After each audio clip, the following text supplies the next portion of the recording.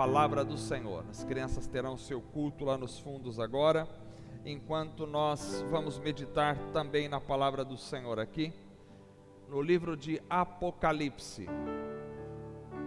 Apocalipse, capítulo 21. É o penúltimo capítulo da Bíblia. Apocalipse capítulo 21. Nós vamos ler a partir do verso de número 9.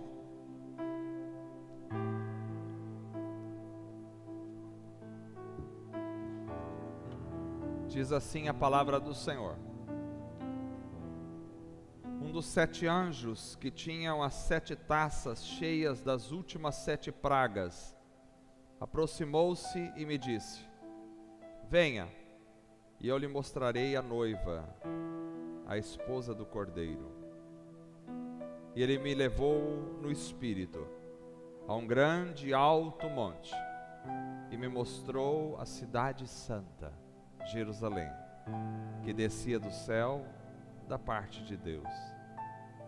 Ela resplandecia com a glória de Deus, e o seu brilho era como de uma joia muito preciosa, como jaspe, clara como cristal.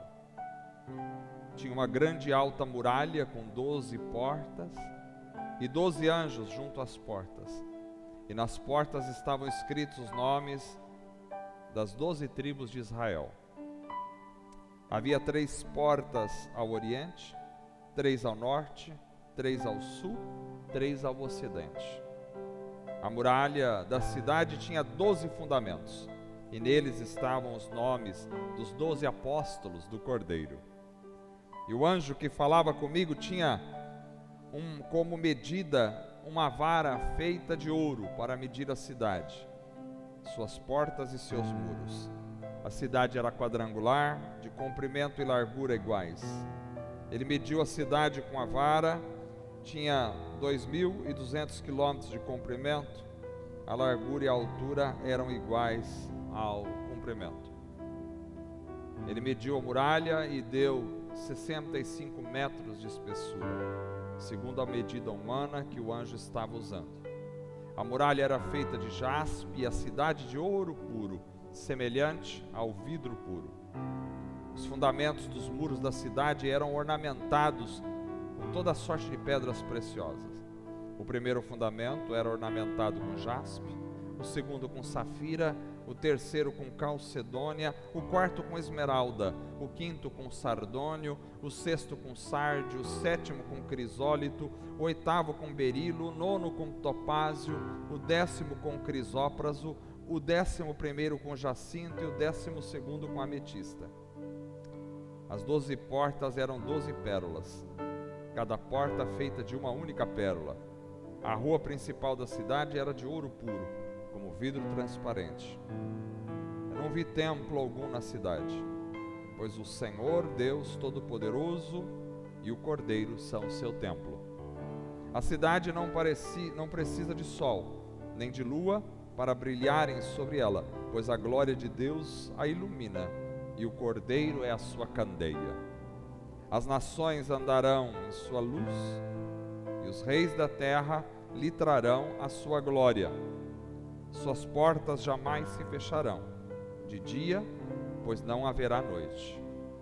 A glória e a honra das nações lhe serão trazidas, e nela jamais entrará algo impuro, nem ninguém que pratique o que é vergonhoso ou enganoso, mas unicamente aqueles cujos nomes estão escritos no livro da vida do Cordeiro. Amém. Que texto belíssimo, hein? Glória a Deus, que maravilha. Vamos orar. Senhor Deus, graças te damos pela tua palavra maravilhosa. Que visão maravilhosa, Senhor, que o Senhor deu a João quando ele viu a cidade santa. Graças te damos, ó Deus, pelo privilégio de podermos ter esta esperança de um dia estarmos todos juntos para a glória do Senhor, na glória por toda a eternidade, onde nada impuro ali estará, onde nada pecaminoso ali entrará, mas todos serão para a glória do Cordeiro. Fala conosco nesta mensagem esta noite. Confesso a incapacidade humana de compreender esta mensagem, de falar sobre a Tua Palavra, mas é pelo Teu Espírito e é humildemente diante de Ti que me prostro para que o Senhor fale ao nosso coração. Em nome de Jesus, amém e amém. Graças a Deus. Irmãos, queridos e amados, nós vamos dar um prosseguimento hoje à série de 3 mensagens que eu estou fazendo sobre o supremo propósito de Deus. Nós vimos domingo passado que o Pai tem o propósito de formar uma família. E junto com esta revelação, nós vimos tudo o que implica, quais são as implicações de sermos uma família, a família de Deus. Hoje nós vamos então para o segundo aspecto deste propósito. Vamos ver o propósito na perspectiva do filho. E isso não quer dizer que sejam propósitos diferentes. Isso não quer dizer que o pai tem um propósito, o filho tem um outro diferente e o Espírito Santo tem outro propósito diferente. Creio que os propósitos que nós vamos falar nesta série são, na realidade, um único propósito, mas vistos de ângulos diferentes. Então nós vimos o propósito que é formar uma família. Deus está formando uma família. O Pai está formando uma família. Agora vamos ver o propósito da Trindade no aspecto do Filho. E o propósito do Filho é preparar uma noiva. Se o Pai quer formar uma família, o propósito do Filho seria preparar uma noiva. No texto esta noite, nós lemos sobre esta noiva. É maravilhoso falar sobre a noiva, porque a noiva é uma metáfora da igreja na Bíblia, e o noivo é uma metáfora do Cristo. Cristo é o noivo e a igreja é sua noiva. No texto que nós lemos esta noite, a noiva foi revelada no céu. Diz o verso 9 que um dos 7 anjos, que tinham as 7 taças cheias das últimas 7 pragas, aproximou-se de João e disse: venha e eu lhe mostrarei a noiva. Eu lhe mostrarei a esposa do Cordeiro. E João disse: ele me levou no espírito a um grande alto monte, e me mostrou a cidade santa, Jerusalém, que descia do céu da parte de Deus. É interessante porque o anjo aqui referido, ele tem 7 taças cheias das últimas pragas que irão ser derramadas sobre a terra. Como vocês sabem, no final dos tempos, e é interessante porque nós vamos falar no retiro, se Deus permitir, o retiro vai ter o tema A Volta de Jesus. E no final dos tempos, então, haverá sobre a terra o derramar do juízo de Deus, que são as 7 taças da ira ou das pragas, e também os selos e toda a situação que está ali em Apocalipse. O anjo está com as 7 taças cheias das últimas pragas que vão ser derramadas sobre a terra. Mas é neste momento que a noiva é apresentada a João antes das pragas. Aleluia. Ou seja, quando se fala do juízo de Deus, quando se tem o juízo de Deus sendo derramado sobre a terra, na mesma voz, no mesmo veículo do juízo de Deus, também é revelado a noiva de Cristo, a igreja. A palavra fala do juízo, mas também fala da noiva. Fala da condenação, mas também fala da salvação. Fala do ímpio, mas também fala do justo. Fala do condenado, mas fala do salvo. Fala do perdido, mas fala do resgatado. Ou seja, não são só 7 taças da ira. O futuro não é só destruição. O futuro não é só condenação. O futuro também é salvação.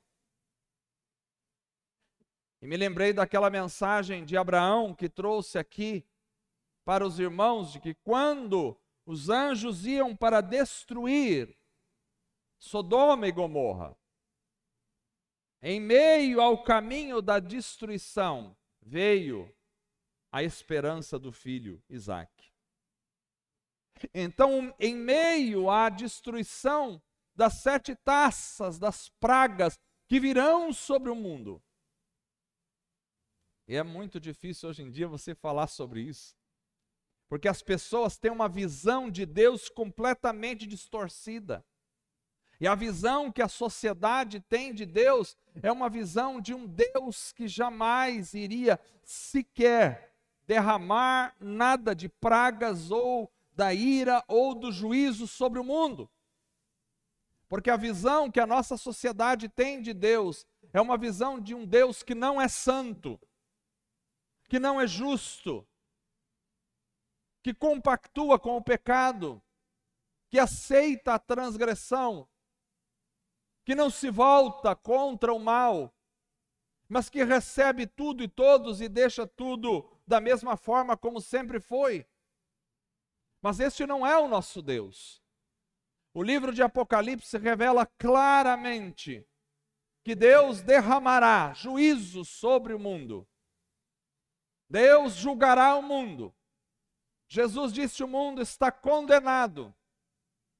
Jesus falou sobre o inferno. Falou sobre o lago de fogo e enxofre. O Apocalipse fala sobre o final de todas as coisas. Fala sobre a salvação dos justos, mas também fala sobre a condenação dos ímpios. Então a noiva é apresentada em meio ao juízo de Deus. Porque há o juízo, certamente, mas também há a salvação. E a noiva nesse texto é apresentada de uma forma muito peculiar. É interessante, porque aqui nesse texto, quando o anjo fala para João, vem, eu vou te mostrar a noiva. E quando João olha, ele vê uma cidade. Então aqui nós temos uma representação da noiva como uma cidade. A Nova Jerusalém, ou a cidade de Jerusalém, no livro de Apocalipse, me parece que tem uma representatividade da igreja, da noiva de Cristo. A mim que esta Nova Jerusalém é realmente uma cidade. Mas além de ser uma cidade, ela também é uma representação da noiva. Eu vou te mostrar a noiva. E ele olhou e viu a cidade. Pessoalmente, eu acredito que fala dos 2 aspectos. A cidade, como local estabelecido, onde estaremos vivendo para sempre com o Senhor, mas também a cidade como uma representação da noiva. E aqui ele vai trazer uma explicação de como era essa noiva. E aqui eu vejo o propósito de Deus para a igreja. Qual é o propósito de Deus? É que a igreja seja a noiva do seu filho. Mas como é essa noiva? São alguns elementos destacáveis aqui. Primeiro, aqui fala da origem da noiva. O texto diz no verso 10 que descia do céu, da parte de Deus, a cidade. E a cidade é uma representação da noiva. Então isso nos mostra que a igreja, ela vem do céu, ela não vem da terra. Porque a igreja, ela vem da parte de Deus, ou seja, a igreja é celestial, a igreja não é carnal. A igreja não é mundana, a igreja não é secular, a igreja é celestial. Isto mostra a origem da igreja. E é por isso que só pode ver a igreja quem parte do ponto de vista celestial, porque a igreja, ela não é natural, a igreja é celestial. Você pode ter um ajuntamento de pessoas no mundo natural. Você pode constituir um grupo de pessoas, você pode ter ministérios, pode ter pastor, presbíteros, diáconos, líderes de música, você pode ter um templo, você pode ter toda uma estrutura, mas isto é apenas o aspecto natural da coisa. Isto em si não representa necessariamente a igreja, porque a igreja é celestial, ela não é natural. É feita de homens e mulheres naturais, mas ela tem uma outra origem, ela é celestial. São homens e mulheres que foram transformados, que foram mudados, que mudaram de posição, que já não são mais naturais, mas são celestiais. Como Cristo disse aos seus discípulos: vocês não são do mundo, assim como eu também não sou do mundo. A igreja é celestial. Alguém pode olhar para um ajuntamento de pessoas e achar: estou vendo a igreja. Mas se você não olhar a partir do céu, se você não olhar da perspectiva de Deus, você não vai ver a igreja. Você pode ver um ajuntamento de pessoas, mas você não está vendo a igreja. A igreja só pode ser vista pelo Espírito.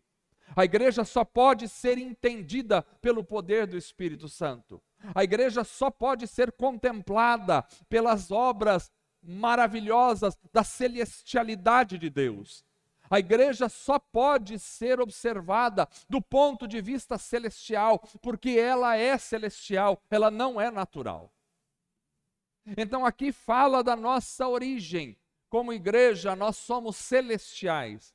Nós não somos naturais. É por isso que só desse ponto, daria para falar já a noite inteira. São 40 pontos, não estou brincando. Mas só desse ponto daria para falar a noite, dá para fazer um retiro só sobre isso aqui. Só sobre o Apocalipse 19, o Apocalipse 21. Então, a igreja, ela não pode se movimentar a partir do aspecto natural. Nós não dependemos dos elementos naturais. É claro que a igreja precisa de recursos, nós precisamos de ofertas, precisamos pagar as nossas contas, a igreja precisa talvez de se encontrar em um local, e pode não ser aqui, pode ser numa casa, onde for, mas a igreja precisa ter um local físico para a gente se encontrar, para a gente estar junto. Tudo isso está certo, mas nada disso é essencial para a igreja, porque a igreja, ela não se movimenta por aspectos naturais, ela se movimenta pelo Espírito, ela existe pelo Espírito, ela vive pelo Espírito, ela respira pelo Espírito, ela age pelo Espírito, ela anda pelo Espírito, ela cresce pelo Espírito. O que nós temos hoje são igrejas crescendo naturalmente. Quando as pessoas vão aderindo aos grupos, quando elas vão chegando nos locais, quando elas vão se encantando pela música, pelo pregador, por isso, por aquilo, que é bonito, que é legal, que tem chácara, que tem fazenda, que tem atividades, que tem grupo disso, grupo daquilo. As pessoas vão chegando, vão se encantando com aquilo, mas aquilo são muitas vezes apenas aspectos naturais que não constituem a igreja. A igreja é espiritual. O que nos une aqui não é se a gente tem uma atividade, se a gente tem culto de domingo à noite, se a gente não tem. O que nos une aqui é o poder do Espírito Santo. O que nos mantém vivos é o poder do Espírito Santo. O que nos dá esperança é a ação do Espírito Santo. O que nos dá projetos para a vida é a palavra de Deus revelada no nosso coração. Os nossos objetivos não são naturais. A gente não está aqui para constituir um monte de igrejas, para fazer aqui filiais em todos os lugares, para construir megas catedrais. Não é o nosso objetivo. O nosso objetivo é servir a Cristo. Nós somos espirituais. A origem da igreja é divina. Ela não é natural. Eu vou mudar para o segundo ponto, senão a mensagem vai ter 4 horas hoje. Segundo, aqui fala também da glória da noiva. Não só da origem da noiva, mas da glória da noiva. O verso 11 diz: ela resplandecia com a glória de Deus, e o seu brilho era como de uma joia muito preciosa, como jaspe, clara como cristal. Vejam que a igreja, a noiva, a cidade resplandecia, mas ela não resplandecia com a glória própria. Ela resplandecia, e aí vai comparar o seu brilho como uma joia muito preciosa. Ou seja, a glória da noiva era como uma joia, mas ela não vinha de si mesma, porque ela resplandecia o quê? A glória de Deus. Resplandecia com a glória dela mesma? Não, de Deus. A glória da igreja não é dela mesma. O brilho da igreja não vem de si mesmo. Nós não existimos para exaltar a nós mesmos. Nós não existimos para mostrar a nossa própria potencialidade. Nós não existimos para mostrar a nossa bandeira. Nós não existimos para dizer, olha, nós pertencemos à igreja Reviver, de Presidente Prudente, que é uma igreja estável. Não, nós não existimos para isso. Não é a nossa denominação que tem que ser uma glória. Não é o nosso nome que tem que aparecer, porque a glória da igreja não é dela mesma, é de Deus. Ela resplandecia com a glória de Deus. Está cheio de igreja resplandecendo com a sua própria glória, com o seu próprio nome, com a glória do seu pastor, com a glória da sua equipe de louvor. E isso não leva a nada e não serve para nada. A igreja precisa resplandecer a glória de Deus e exalar o cheiro de Cristo. A igreja é como a lua. Aliás, o símbolo da lua, às vezes na Bíblia, é uma representação da igreja. Porque a lua, ela não possui luz própria, mas ela resplandece a luz do sol. Porque o sol é uma representação do próprio Cristo, do próprio Deus. E a lua é a representação da igreja.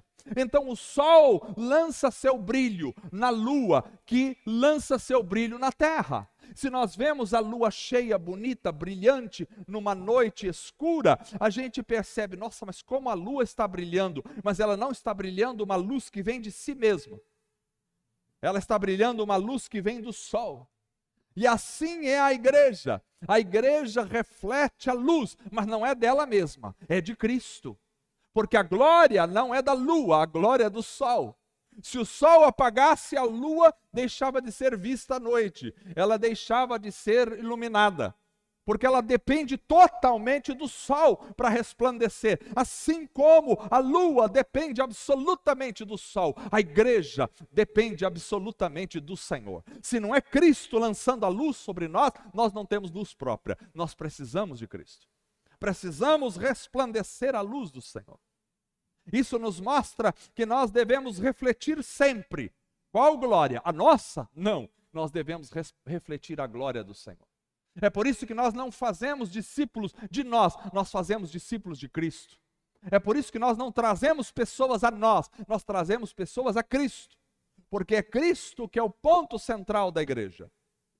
Cristo é o objetivo da igreja. Cristo é a vida da igreja.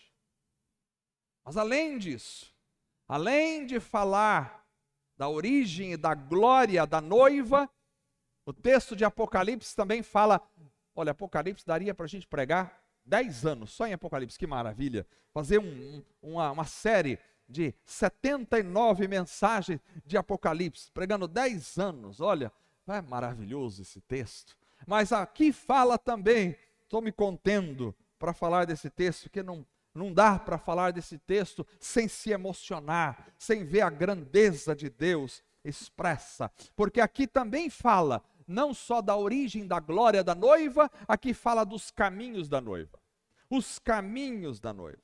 Veja, ele diz no verso 12, tinha uma grande e alta muralha, com 12 portas, e 12 anjos junto às portas, e nas portas estavam escritos os nomes das 12 tribos de Israel, e havia 3 portas ao oriente, 3 ao norte, 3 ao sul, e 3 ao ocidente.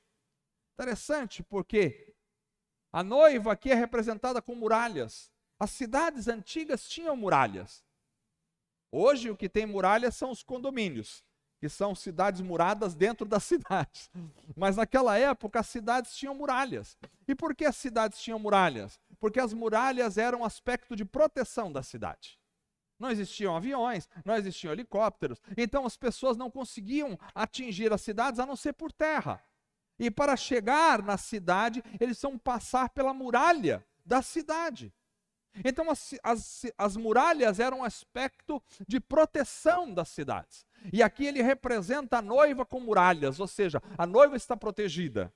A noiva está absolutamente protegida na presença do Senhor. Mas junto às muralhas tem 12 portas. E portas fala de acesso, portas fala de caminhos, 12 portas. E nas portas estavam os nomes das 12 tribos de Israel. Preste atenção, eu gravei um vídeo e agora já lancei esse vídeo aí. Os irmãos devem ter no WhatsApp. Quem não recebeu, procura lá no canal que chama Entre Páginas, sobre o sionismo. Que é a ideia de que Israel deve retornar à terra realmente e estabelecer o país, como aconteceu em 1948. Porque Israel foi escolhido por Deus para ser um povo que levasse o amor e o nome de Deus para todas as nações. Eles rejeitaram a Cristo, tá certo? Aí nós entramos na fase da igreja, estamos na era da igreja hoje. Mas Deus ainda tem um plano com Israel, segundo Romanos capítulo 11. E Deus vai estabelecer Israel novamente no futuro. É assim que diz a Bíblia. E nós devemos crer naquilo que a Bíblia diz e não naquilo que os homens dizem. E quase 2000 anos depois de Israel ter ido para a dispersão, a diáspora, e não ter mais uma pátria, ninguém acreditava que depois de 2000 anos um povo ia voltar a existir como nação. Ninguém acreditava. Tanto que um homem cristão escreveu um livro em 1946 e o livro chamava Deus e o Judeu. E nesse livro ele colocou um capítulo onde ele dizia: Israel jamais será uma nação novamente. Era o título do capítulo dele. Em 1946, 2 anos depois, em 1948, Israel estava reagrupado como uma nação novamente na Terra Prometida. Porque ninguém acreditava que depois de 2000 anos um povo ia voltar a ser uma nação. Mas Deus tinha prometido que Israel ia voltar. Pode passar 2000 anos, que a palavra de Deus não falha. E lá está Israel novamente. E aqui ele fala de Israel. As 12 portas tinham o nome das 12 tribos de Israel. Isto, para mim, é uma representação. A porta é um lugar de acesso. É uma representação. Representação do quê? Do Antigo Pacto, da revelação no Antigo Testamento. Porque foi com as 12 tribos de Israel que Deus estabeleceu a primeira aliança, que é a aliança do Monte Sinai, da onde nós temos toda a lei e toda a revelação do Antigo Testamento. Então aqui nós estamos entendendo que a igreja, ela passa pela revelação do Antigo Testamento. Ou seja, se você quer entender a igreja, se você quer compreender a igreja, você precisa compreender o Antigo Testamento. Porque o Antigo Testamento vai ser como portas para você entrar, para você compreender a realidade da igreja. E aí ela vai ser plenamente revelada no Novo Testamento. Então o Antigo Testamento não é um conjunto de livros que caducou, como alguns falam. O Antigo Testamento não é um conjunto de livros, você não precisa mais ler isso aqui já ficou para trás e tal, vamos só ler o Novo Testamento. Não, isso não é uma verdade. Isso é uma obra maligna para fazer com que as pessoas não entendam a igreja. Porque havia 12 portas na noiva, e para entrar na noiva, eles precisavam contemplar as portas, e as portas referiam-se ao povo de Israel, ou seja, a antiga aliança, a antigo pacto. Então, para entender a igreja, eu preciso entender a primeira aliança, para compreender depois a segunda aliança. Não se pode começar pela segunda aliança sem entrar pela primeira aliança. Nós não fazemos parte da primeira aliança, mas a primeira aliança foi escrita, como diz Paulo, para a nossa compreensão, para a nossa instrução, para o nosso aprendizado. Então a primeira aliança é a porta que abre para chegar na segunda aliança. E aqui ele diz então que essa noiva, ela tinha 12 portas com o nome das 12 tribos de Israel, que se remetem para mim à antiga aliança. Portas são lugares de acesso. Para chegar na noiva, tem que passar pela revelação do Antigo Testamento, porque tudo é revelação de Deus e é a palavra de Deus e é importante para nós. E porque o Novo Testamento se apoia no Antigo Testamento para ensinar as verdades. Quantas vezes Paulo cita o Antigo Testamento para fundamentar a sua teologia no Novo Testamento? Sem a compreensão do Antigo Testamento, a gente não compreende o Novo Testamento. Então a palavra de Deus é uma totalidade, e eu desafio a igreja a ler a palavra de Deus. Não é só ler o Novo Testamento, é ler o Antigo Testamento, porque é a revelação de Deus para nós. Não é só ler o Antigo Testamento, é também ler o Novo Testamento, que é a revelação de Deus para nós. Então esta aliança está aqui e ela precisa ser compreendida. Não podemos desprezar ou pensar que o Antigo Testamento não existe mais. Nós precisamos compreender, interpretar para entender totalmente a revelação de Deus. Então a igreja é uma noiva que tem acessos pela antiga aliança, mas que não para aí. Depois de falar dos caminhos e dos acessos à noiva, ele vai falar dos fundamentos da noiva. Tem as portas de acesso, mas as portas de acesso não são nada sem os fundamentos. Os fundamentos estão dentro e as portas de acesso são a entrada. E aqui ele vai falar que a muralha da cidade, verso 14, tinha 12 fundamentos, e neles estavam os nomes dos 12 apóstolos do Cordeiro.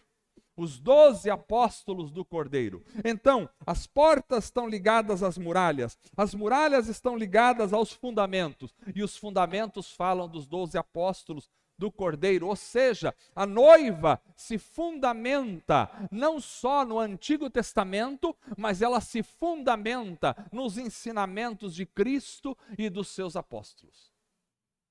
Quem passou pelas portas entendeu também que a igreja está fundamentada nos ensinamentos de Cristo e dos seus apóstolos.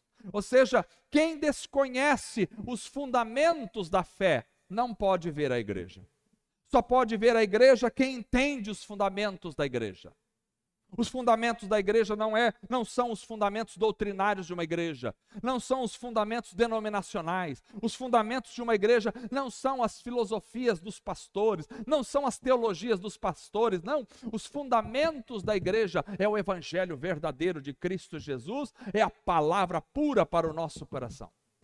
E quando falo do evangelho, embora a gente às vezes tenha uma visão errada, A gente fala do evangelho, a gente fala, evangelho é Mateus, Marcos, Lucas e João. Eles foram chamados de evangelhos. Mateus, Marcos, Lucas, João. Mas quando se fala evangelho, nós estamos abarcando a Bíblia como um todo. A Bíblia como um todo. Porque a palavra foi pregada como um evangelho, boas novas, também para Israel no Antigo Testamento. E a palavra foi pregada como um evangelho, como boas novas, também para as igrejas de Corinto, de Gálatas, de Efésios. Então tudo é o evangelho de Deus para nós. Embora os 4 evangelhos são chamados de evangelho, mas eles remetem a toda a realidade da Escritura. E aqui eu preciso entender que para saber sobre a igreja, para enxergar a igreja, eu preciso conhecer a palavra.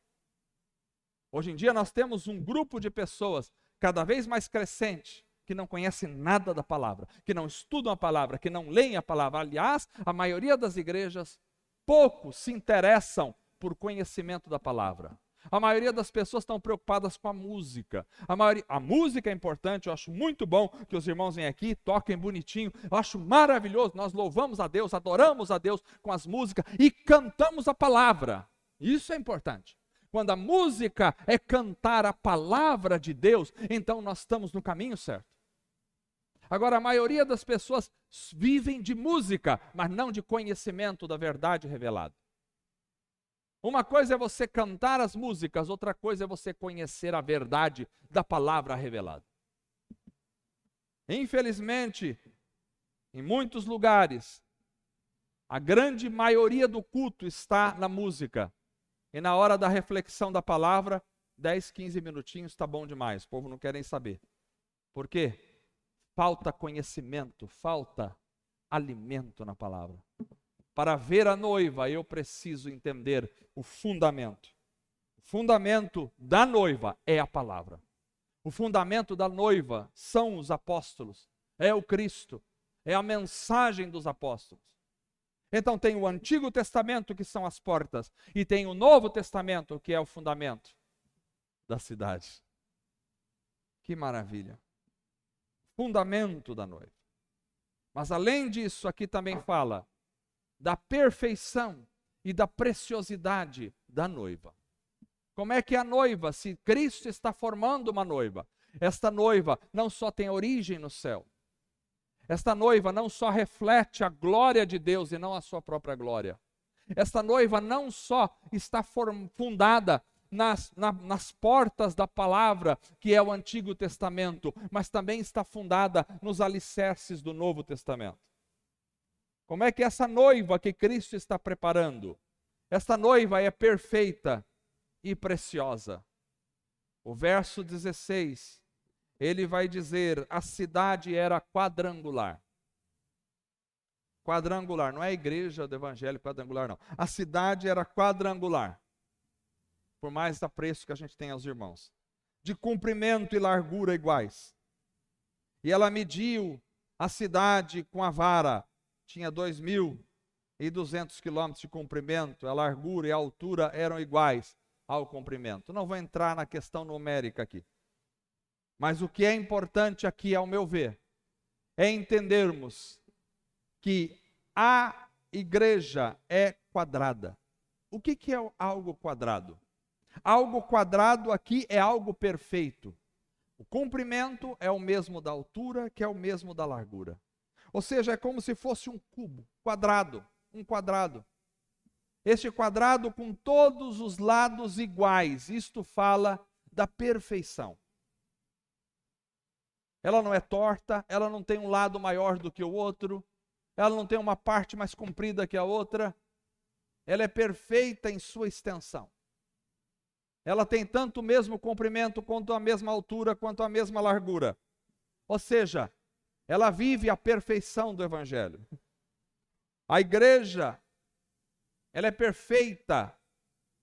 Você pode dizer, mas a igreja humana não é perfeita, os homens têm erros, é verdade.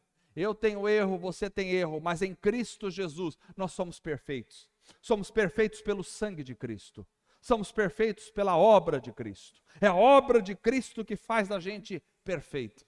A igreja tem que buscar a perfeição, como Deus já dizia lá no Antigo Testamento: anda na minha presença e ser perfeito.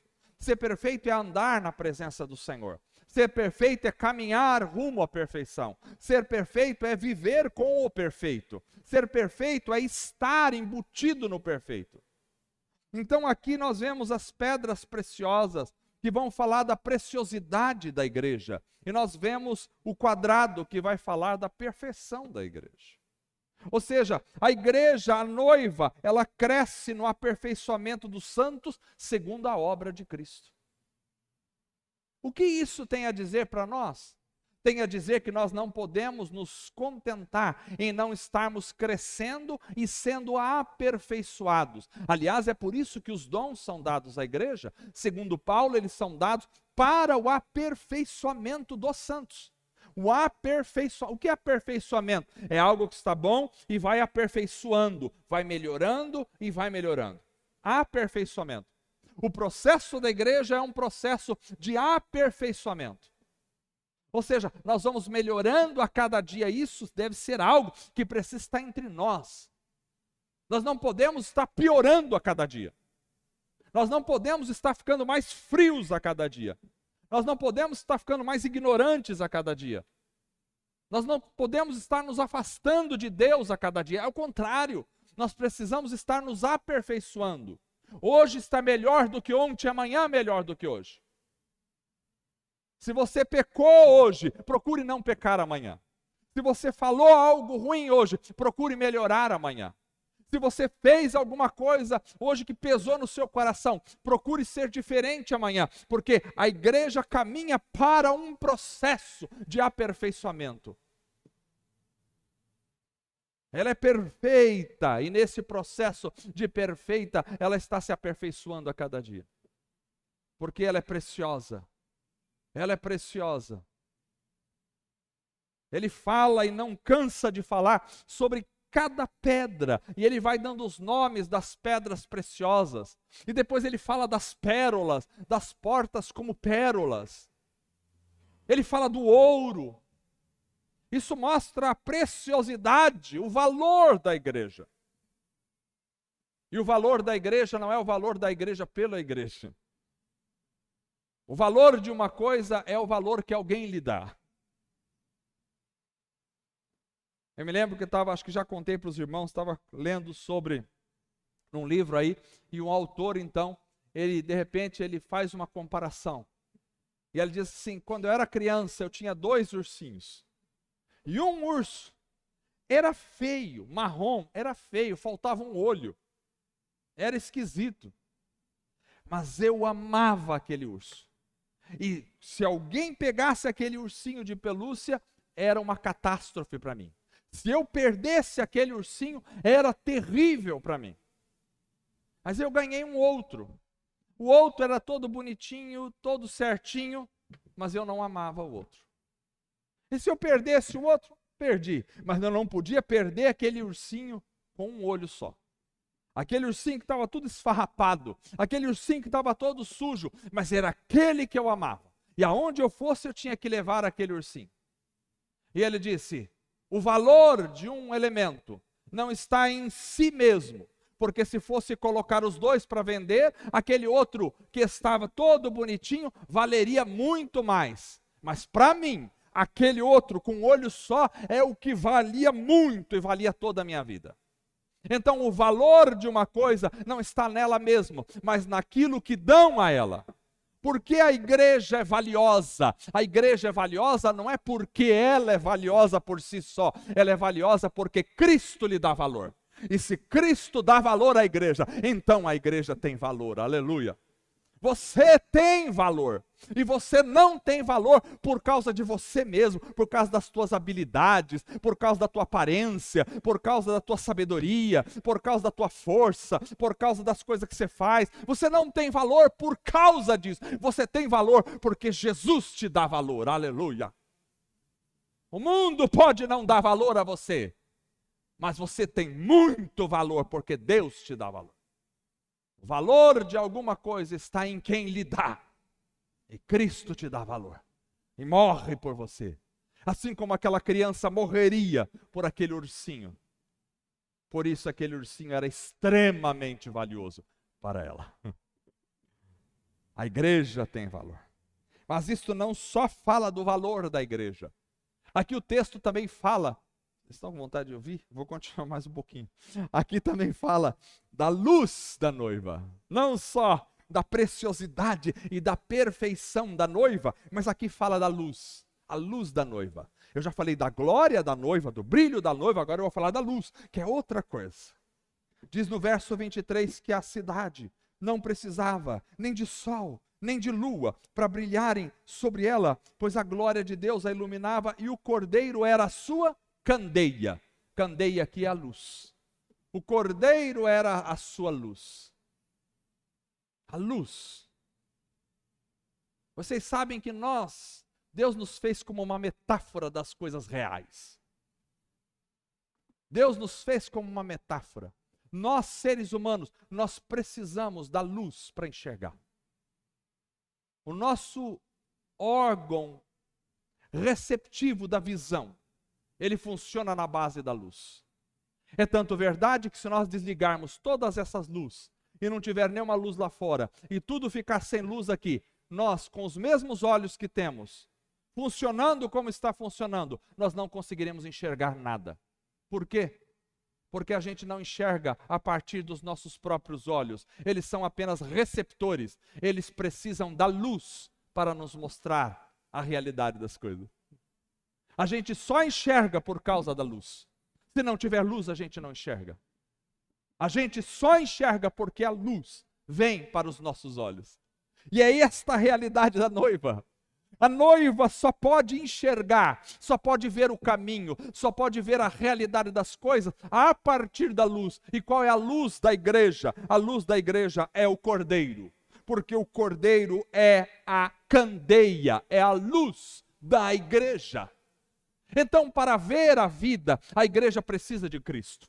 Para andar, a igreja precisa de Cristo. Para perceber as coisas ao redor, a igreja precisa de Cristo. Para se ver, a igreja precisa de Cristo. Se não for a luz de Cristo, eu não consigo nem me enxergar como eu sou. Eu penso que eu sou alguma coisa que eu jamais fui. Se eu não tiver Cristo, eu não consigo enxergar a realidade das coisas. Eu penso que eu estou enxergando, mas estou cego, não estou vendo nada. É por isso que a Bíblia, Jesus fala na Bíblia, no Novo Testamento, que os fariseus eram guias cegos, guiando outros cegos. Eles não enxergavam nada. Por que não enxergavam? Porque não tinham Cristo. Sem Cristo você não consegue enxergar. Sem Cristo você não consegue ver. A igreja pode estar pensando que está vendo muita coisa, mas se Cristo não estiver nela, ela não está vendo nada. É por isso que hoje nós temos uma série de pessoas falando bobagens para todos os lados. Uma série de gente apoiando coisas erradas e agora estão apoiando igrejas, apoiando os terroristas no Brasil. Sabe por quê? Porque estão cegos, porque não enxergam, porque não tem Cristo. Porque quando você tem Cristo, você consegue enxergar, mas se você não tem Cristo, você não tem a candeia. A candeia produz a luz e a luz dá a capacidade de ver, mas sem luz ninguém vê nada. A luz da igreja não vem do sol, não vem da lua, não vem das estrelas. A luz da igreja não vem dos homens, não vem das filosofias, das teologias. A luz da igreja não vem da racionalidade humana. A luz da igreja não vem da história. A luz da igreja não vem dos pais. A luz da igreja não vem de ninguém, a não ser de Cristo Jesus. É Cristo que nos faz enxergar. Se você tem Cristo, você enxerga. Se você não tem Cristo, você não enxerga. Você pode ter uma religião e morrer na escuridão. Mas se Cristo estiver em você, então você terá luz. E se Cristo estiver, você vai enxergar a vida. Porque as pessoas acham que são aquilo que não são, porque elas não têm a luz. Porque quando chega Cristo, você olha e você vê a sua real situação. Você só pode se ver se você tiver Cristo. Se você não tiver Cristo, você não consegue se ver. E você não consegue ver o outro. E você não consegue ver a igreja, e você não consegue ver o mundo, e você não consegue ver a vida, e você não consegue ver nada. Mas se você tiver Cristo, você vê tudo, porque Cristo é a luz da igreja. Mas não só isso, esse texto também fala da adoração, já estou acabando, da noiva. A adoração da noiva. Ele diz no verso 22, eu não vi nem templo na cidade. não tinha templo, não tinha igreja na cidade. Por quê? Porque o Senhor Deus Todo-Poderoso e o Cordeiro são o seu templo. A cidade é uma adoração em si. A cidade não tinha templo porque ela mesma abarcava o templo, porque o templo era o próprio Cordeiro que estava nela e que era parte com ela. Isso aqui fala da vida da igreja. A vida da igreja não é uma vida de vir para templo para adorar. Nós viemos aqui, adoramos aqui, mas na rua nós também adoramos. Em casa nós também adoramos. No trabalho nós também adoramos. Sabe qual é o problema das pessoas? É que elas acham que a noiva tem um lugar de templo separado. Na noiva não tem um lugar de templo. A noiva vive no templo. Aonde está a noiva está o templo, porque Cristo está na noiva e Cristo é o templo. No Antigo Testamento, e nós precisamos do Antigo Testamento para entender, o Antigo Testamento tinha templo. E o templo era o lugar sagrado, e Deus falava no templo, e Deus se manifestava no templo, no Antigo Testamento. Mas no Novo Testamento o templo vai ser destruído, porque Deus fala na igreja, a igreja é o templo. Então a noiva não tem templo separado, não tem lugar que é templo e lugar que não é templo. Na noiva tudo é templo. Então você quer dizer que a gente não tem que vir aqui? Não, nós temos que vir. Nós temos que vir, congregar, estar junto com os irmãos, ouvir a palavra, participar da ceia, que nós vamos comer agora. Esqueci que tem a ceia. Estou pregando muito. Tem a ceia, nós vamos participar da ceia. Maravilha. Templo. Mas o templo não está só aqui, o templo está dentro da minha casa. Quando eu estou trabalhando, ali também estou adorando. Quando estou no carro, estou adorando. Quando estou viajando, estou adorando. Porque a igreja é templo. E o templo está na igreja, e a igreja está no templo. Mas não só isso. Aqui fala do testemunho da noiva. Porque o verso 24 em diante diz: as nações andarão à sua luz, e os reis da terra lhe trarão a sua glória. E as portas jamais se fecharão de dia e de noite, porque ali nem haverá noite. Não se fecharão de dia, pois ali não haverá noite. E a glória e a honra das nações lhe serão trazidas, ou seja, portas fala de acesso. A noiva tem o testemunho das nações. A noiva tem entradas e saídas. A noiva tem fluxo de pessoas que vêm e vão. O testemunho da igreja. A noiva é conhecida aonde ela está. As nações trarão a sua glória para a noiva. Poderia continuar falando esta noite aqui, mas eu quero encerrar. Vamos ficar em pé esta noite. A noiva do Cordeiro. Cristo está preparando uma noiva. Uma noiva que tem a origem divina. Uma noiva que tem a glória de Deus. Uma noiva que passa pelo Antigo Testamento, fundamenta-se no Novo Testamento. Uma noiva perfeita, preciosa, uma noiva cheia de luz, que enxerga, que vê, que caminha, que é Cristo. Uma noiva que adora, uma noiva que testemunha. Mas há um último aspecto da noiva. Está em Mateus capítulo 25, quando Jesus faz a parábola das 10 virgens. E 5 estavam preparadas, e 5 não estavam preparadas. A noiva precisa estar preparada. Eu já preguei sobre Mateus 25 esses dias aqui, não vou repetir a pregação. Mas nós precisamos estar como noiva, preparados para encontrar o noivo. A igreja é a noiva. Fechamos nossos olhos. Senhor Deus, esta noite estamos aqui, ó Pai, como noiva do Cordeiro. Venha fortalecer e restaurar a nossa vida. Fortalece a nossa experiência pessoal com o Senhor. Ó Deus, que cada um de nós saibamos muito bem a nossa origem, caminhemos na perfeição, estejamos repletos da glória do Senhor, da Tua luz na nossa vida. tenhamos os fundamentos dos apóstolos, conheçamos as portas dos pais em Israel. Ó Deus amado, fortalece que cada um esteja muito bem preparado, seja um testemunho da Tua presença onde estiver, um testemunho de Ti. Ajuda-nos, Senhor, fortalece a nossa vida para que haja uma preparação constante, que tenhamos em estoque, como as 5 virgens prudentes que aguardaram a Tua vinda. Ora vem, Senhor Jesus, ora vem, Senhor Jesus. Nós vamos agora, Senhor, participar da ceia do Senhor. Nós vamos comer do pão que representa o Teu corpo dado na cruz do Calvário. E nós vamos beber do cálice que representa o Teu sangue. Quando o Senhor partiu Teu corpo na cruz por nós, foi para alimentar a nossa vida que estava morrendo sem a nutrição espiritual. Quando o Senhor deu o Seu sangue na cruz, foi para saciar a nossa sede espiritual, porque nós estávamos morrendo de sede e de fome. Senhor Jesus, vamos comer o pão esta noite. Com alegria em nosso coração, vamos Te exaltar. Age na nossa vida, para a glória do Senhor. Amém e amém. Os diáconos podem